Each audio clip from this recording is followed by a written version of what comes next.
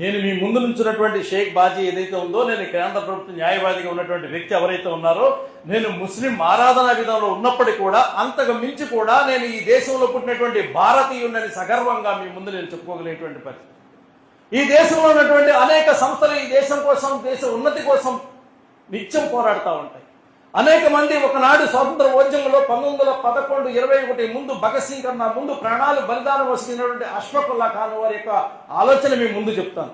దేశాన్ని ముక్కలుగా చేసుకొని దేశం విడదీయాలని ప్రారంభించినటువంటి ఆంగ్లేయుల యొక్క మాట ఆనాడు అష్ఫాకుల్లా ఖాన్ గారిని అడిగారు, ఏమిరా హిందువులు వేరు, ముస్లింలు వేరు, నువ్వు వాళ్ళ పక్కన తిరుగుతావు, మా పక్కన ఉంటే నీకు ఉద్యోగాలు ఇస్తాం, అవకాశాలు ఇస్తాం అని చెప్పినటువంటి మాట.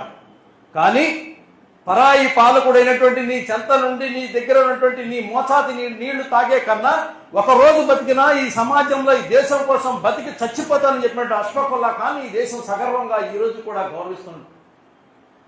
ఒక బిడ్డ పుట్టాడు, ఈ దేశం వైజ్ఞానికుడిగా ఎదిగాడు, ఈ దేశంలో విద్య నేర్చాడు, చనిపోయే రోజును కూడా నేను విద్యార్థులతో ముచ్చటిస్తూ ప్రాణాలు అని చెప్పినటువంటి మహానుభావుడు మన దేశానికి రాష్ట్రపతిగా చేసినటువంటి అబ్దుల్ కలాం గారు కూడా ఒక విద్య గురువు దగ్గర నుంచి నేర్చుకొని ఒక తల్లి యొక్క ఆచరణలో పెరిగినటువంటి బిడ్డ.